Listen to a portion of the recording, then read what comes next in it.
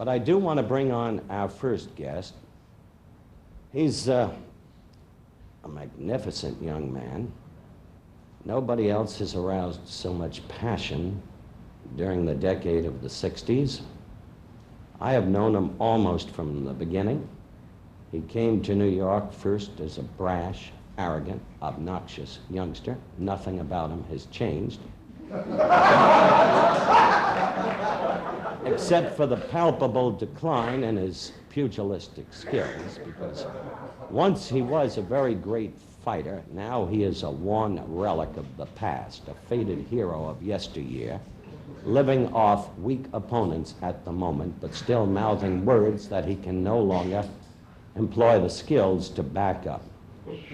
I've traveled the world with him.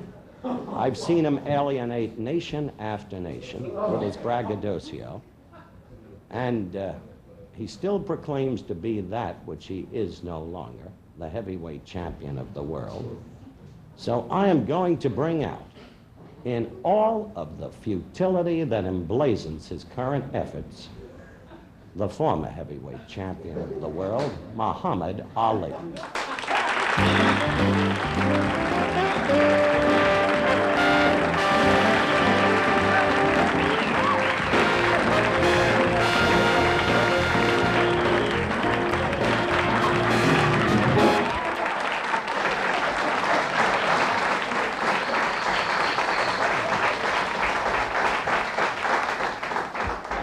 I sat back there. Listen, I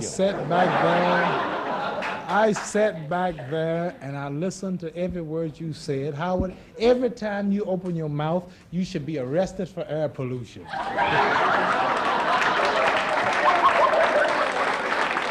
You give me more trouble. You give me more trouble than my opponents. Now, like, heard you were going to host the show, so I thought I would give you the honor of coming to talk with you. Now, what do you want to talk about? I want to talk with you, first of all, about the fact that you would still be in impoverished anonymity in this country if I hadn't made you famous. Now listen, listen. No, he's awful serious. I mean, you told me you made Floyd Patterson popular, but you know yourself, if it wasn't for me, you wouldn't really be who you are today. Because every time I fight, go to foreign countries, you would always be there. You never would have gotten to those countries if it wasn't me. And lately, you haven't been able to follow me because I understand your budget is much cheaper. What was it you told me? Don't make so much of that football guy, Dandy Don.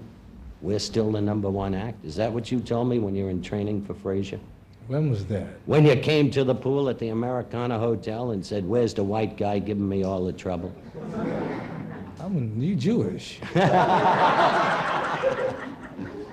I do want to find out about your recent antics. I want to know why you continue to fight opponents who are obviously not qualified to meet you. Well, Howard, right now, you know, it's a good question, and I think this is why people like you and like to hear us, because you say what you feel, I say what I feel, you ask me questions that some don't like, many want to hear, and you don't pull no punches. So what, like, I'm fighting the best men that are around for me to fight. I'm giving them all a chance. I could just sit down and I would say, wait for Joe Frazier, but Mac Foster, who I just fought, was ranked #5 in the top 10 of the world. Here's a man who's been training all his life for the big time and probably never wouldn't have gotten the payday that he got if he hadn't fought me. Getting ready to fight, say, George Chuvalo, Canadian, all Canada's behind him. I'm sure I'll beat him. But like of course you're sure you'll beat him. He's having another shot at the title, and like what's his name, the boy you criticized, Buster Mathis. Yes, who was the one who fought Joe Frazier for his so-called title during my. Muhammad, we didn't criticize Mathis. We criticized you. Why did you weren't in shape for the fight. Well, if I wasn't in shape for the fight, Mathis didn't say I wasn't in shape. You said that somebody said Mathis, he collapsed from fatigue. No, he collapsed. That was the 12th round. That was the 12th round. And a lot of people are saying that I'm not in shape for my fights, but like, how much more shape do I have to be in? I'm still unscratched. I'm prettier than you, and you're a sports announcer. I know I'm prettier than you. If you look at me and look at you, I look better than you, and you don't box. So what type shape do I have to be in? I win all of my fights. It's no, I would ask you Will this you do me a question. favor? Stand up and take your jacket off. I want the public to see that belly. Let me ask you a question. Let me ask you a question. Let me ask you a question. Just Go ask you ahead. a question. Let's pretend it's my show for 1 minute. All right. It's a disaster Would you say already. that when I fought, say, all of the fellows that I've been fighting lately, would you say that they were in shape? Yeah, except for Mathis. He didn't look Matthew, real good to well, me. how did he go 12 rounds with me? Because you weren't doing anything. I wasn't You were doing slow-footed, nothing. the You hand should and have foot been in speed there. gone, the If trick. I was hitting As your you- manager, Angelo if Dundee, I your was trainer, hitting sitting you- right there, told me If I was earlier, I hitting don't know what you- we're going to if do I to was get the hitting lad you- serious. Look, Joe Frazier, I wasn't in shape when I fought Frazier, many of them said. I was off 3 years. But yet it was Joe Frazier who had to be under intensive care for 1 month. When I fought Mac Foster, I was 226. They say the heaviest of my career. Mac Foster the other day just got out of the hospital in Japan. They wouldn't let him leave the country. Everybody I'm fighting lately is ending up in the hospitals. I'm unscratched, I'm unmarked, I'm overweight, I'm fat, but yet I'm always winning. And what if I get in shape, it'll be a murder, wouldn't it? As a matter of fact, your record for knockouts, I mean one-punch knockouts, is absolutely non-existent. You lack the killer instinct. Only one time You no when I fought longer have Sonny the Liston. hand and the Only- foot speed. only You're when I fought- overweight. You're not serious about your profession. I'm and not a decision serious. is about to be made by Angelo Dundee no longer to handle you. Is that right, Angie? No, why would you? Is this true, Angelo? Why would you? He's trying to cause dissension. I'm on him, and he's trying to put me on Angelo. But let me tell What's you your something. evaluation of the men Frazier's fighting? Terry Daniels, Frazier- Ron I Stander. think Frazier's in a position where, like, when you're the champion, like he is, you have to fight anybody, but you have to be paid for it. And the college boy just fought Terry Daniels. Somebody put up the money, which was sufficient. And who's he fighting the next fight? Ron Stander, Ron a Stander. heralded pugilist from Omaha, Nebraska. Yes, but somebody thinks enough of it to put up probably $250,000. So who are we to complain when somebody thinks enough of him to put up $250,000? And Frazier would be out of his mind if he didn't take it, because he's in it for a living. He's got a big family. All So I right, can't criticize final his opponents. question, because then I want to go to the audience for questions. Do you think Frazier is ducking you on the rematch? You guys can't fight again unless you fight the Jack Kent Cook, and he wants it in yes, September. I think he is. I think he's ducking because, like, I'm busy. Frazier, like, I have 7 more fights lined up in various countries, including Russia, of all places, if Frazier don't fight. But I think that Frazier's still recuperating from the physical punishment he took, as quiet as it's kept. And I think that they're picking opponents for him. They can't really hit him in his head too hard, because the 2 fellas he's fighting, I think if I fought them, I'd be run out of the country. I wouldn't fight them. But at least the fellas I'm fighting are much better, but you at least heard of George Chevalo, you heard of James Ellis, you heard of Buster Mathis, you heard of Jurgen Blinn. So what I'm going to say, Mac Foster. Jurgen Blinn, hair cheesecake. I think that as soon as Frazier really recuperates, he knows where my manager is, his manager know how to contact me, and as soon as they're physically in shape, I think they'll be ready. All right, these folks, I would think, would want to ask you some questions, and we're going to give them the opportunity to ask us both questions. We'll be back right after these messages.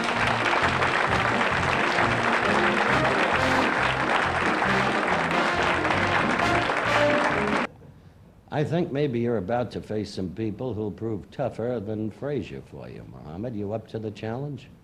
No, I'm ready. These are all my people. They, they recognize who the real champion is. All right, let's begin. We'll call upon you as you raise your hands. Let's begin with this lady in the blue dress right there. Since you are vocal and you are a philosopher, do you have any political ambition? No, I don't. I don't have no political ambitions. No, I don't. I don't control it. I don't write the books, and the problems that I'm confronting with politics have played no part in them. That gentleman back there. Do you think you would have won the Frazier fight had you not messed around in the 7th and 8th rounds? I think I played around for 4 or 5 rounds that I shouldn't have, and I lost the 11th round. He shook me up completely. And the 15th round, he didn't shake me up like the 11th round, but he knocked me down.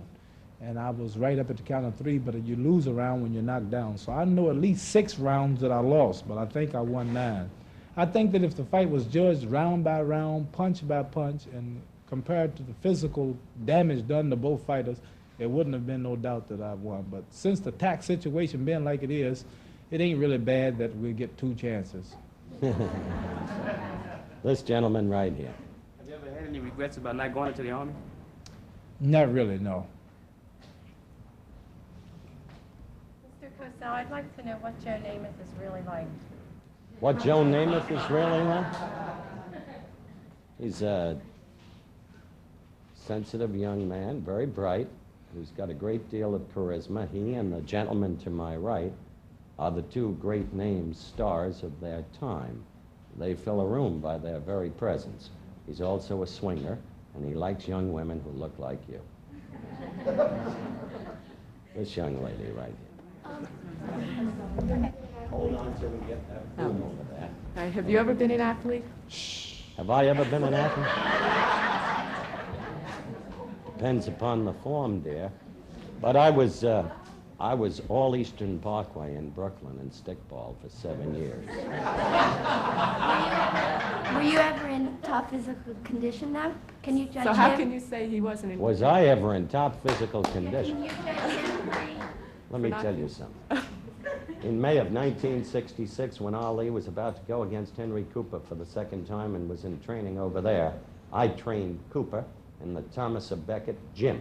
Bar, that's what it really was, a British pub up on the 2nd floor. Cooper's manager, Jimmy Wick, saw me work out and said, "You should fight Ali, not my man." He was right. Mr. Cossell, I'd like to know if you think that the Heisman Trophy, as it stands now, being always given to someone in the offensive backfield, is turning into a farce, the way they gave it out to I Pat expressed Sullivan. myself in that regard at the University of Tennessee, Chattanooga branch, some months ago. Heisman Trophy is a farce for many reasons. It's voted upon by a massive number of sports writers who in most cases haven't even seen the players play for whom they're voting. That's item number 1. Item number 2 is that backs can't be compared with defensive linemen. There is no yardstick for measurement. Differences of position require different skills. Item number 3, no player from a black college has ever gotten a single vote for the Heisman Trophy. Look at the roster of professional football. Leroy Kelly, Morgan State. Willie Davis, the great Green Bay end, number 87 of the past from Grambling. Buck Buchanan from Grambling. How in the world do you have anything with meaning when players like these have never even gotten a single vote? I think it's a farce. This gentleman in the striped shirt. Mohammed, is Howard really your friend? Is Howard my friend? Yeah, is he really your Next friend? question. Well, I'll tell you. Should we tell him the truth? Howard Cossell is a man of his profession, and he's tops in the business. And same with me and mine. And he's independent, I'm independent. He don't need me, and I don't need him.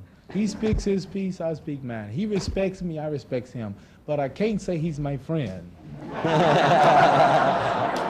long would he last in the ring with you? How long would he last? You mean how hard would the blow have to be? Listen, Howard Cossell he's a good man with his brains. He's not a fighter. And in the long run, he proves to be more successful than most fighters. He uses his brains. Do you think there should be a gate in the ring for him to run out in case, you know what I mean, an escape route when he fights you? No, he's one of the best men in the sport announcing field, and I miss him when he's not at ringside promoting my fights, because he and I makes a good team. But one day I promise to slap him. The gentleman in the rear row. I'd like to address a question to you, if I may. Did you enjoy the banquet we attended together in Columbus, Ohio in January, just the past January? Very much. I'd like to say publicly, I think the best annual football banquet in the country is the one conducted by the Columbus Touchdown Club. You mean the one that Dandy Don and Humble Howard, both MC. The one we just attended in January. I'd like to ask one of Muhammad. In fact, no matter what they say, Muhammad, I still think you're a champion. They'll be right back.